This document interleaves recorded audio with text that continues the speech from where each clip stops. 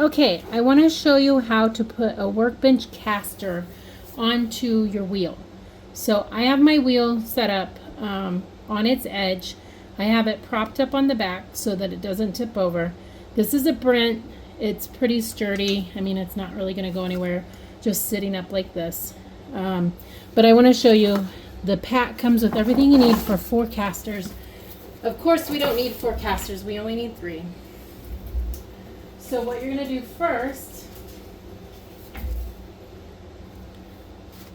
is that you're going to use the template that is provided, and you're going to put this on your wheel, and you're going to mark it on the leg of your wheel. And I cut out the holes of the template before. All right, so you just mark it. For the first hole, we're only going to do 1. So we're just going to find our hole right there. Just drill it.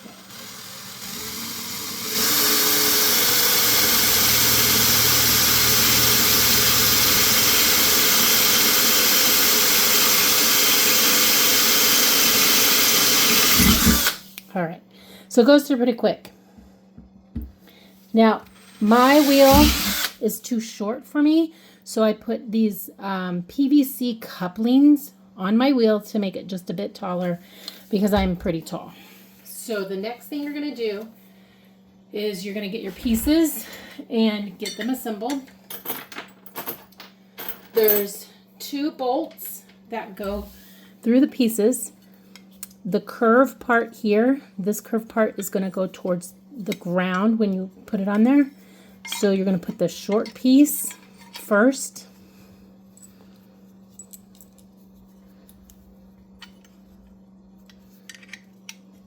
Just going to fit it in there like that. And you're just going to hand tighten this for now because you will tighten it later when you put it on there. So this is the first thing you do. You just put that on there. And then you get the screws that are included in the kit. Be careful when you wipe that off because sometimes the metal can be sharp. There you go. You just screw it in there like that. Then you get your second screw. And you put it in the top. I do recommend getting a good drill bit. The drill bits, can be kind of sucky. I've gone through several drill bits trying to find ones that work.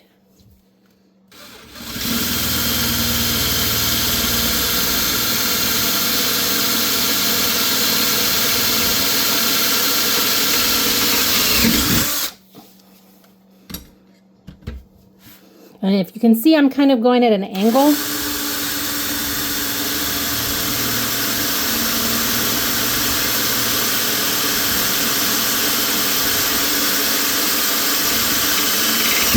That's because it's a curve, and this should be a little bit easier.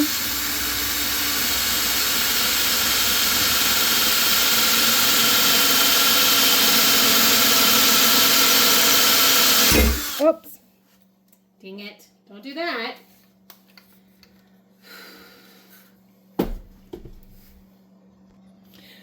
Yeah, don't break your bit like I just did, but fortunately it pulled right on out. So, but I had that happen on the other one, and that was my last bit. So what you can do, if that happens, you can just get a self-tapping screw, which is what I have here. And you can just use that. And it works just the same. I've got several self-tapping screws here, so I can use those. Sometimes you just have to pivot and do what you can do, right? So this one this one's a little long.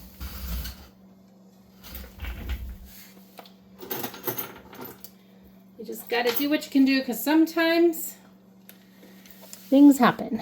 So a self-tapping screw will work also.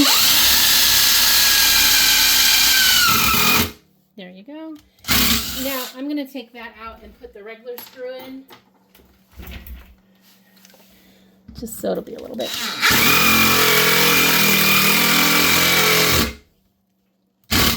There you go. And like the other one's a self-tapping screw, I can take that out and put in a regular screw also. That came with the kit. Oops. There we go. And then 2 more screws and then we'll be ready to be done.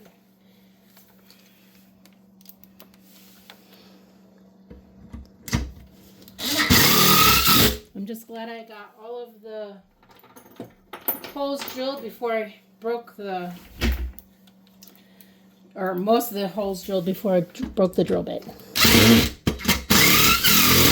There we go. All right, so now we put the second part on.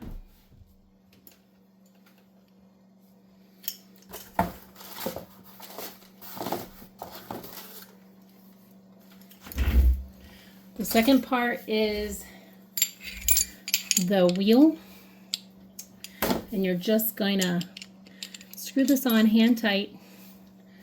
The kit does come with everything that you need in it, all the tools and everything. So this, oops, I put this on upside down. Don't do that. It won't work right if you put it on upside down. The alleys go up, or the sides rather. So you're just going to hand tighten it.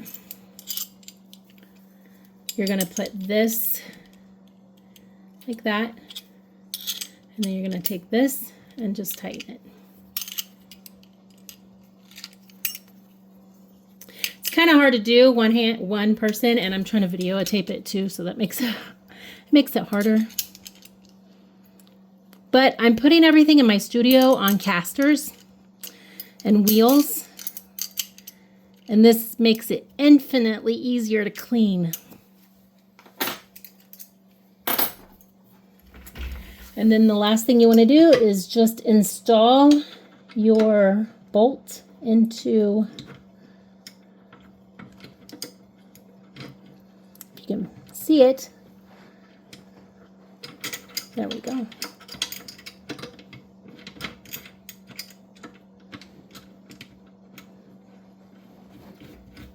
Just like that.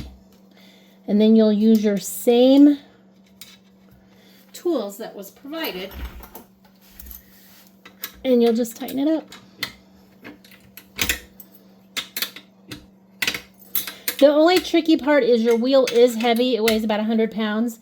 So you might want to get somebody to help you get it tipped up in the side, even though I did it myself because I'm obstinate and I got to do everything myself.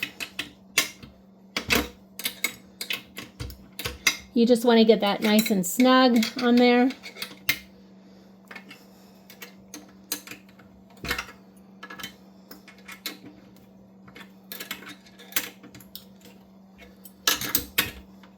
I'm teaching a class at Clay Camp this weekend on kiln maintenance and rebuilding a kiln.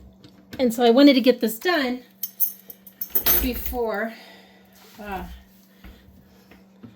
I have to worry about the class, so I can move stuff out of the way. All right, so this is all set up, and I'm going to put you on pause and set up the wheel, and then I will show you. All right, so you can see the wheel is moving around nicely. And then when you are done moving your wheel around, you just lift it up.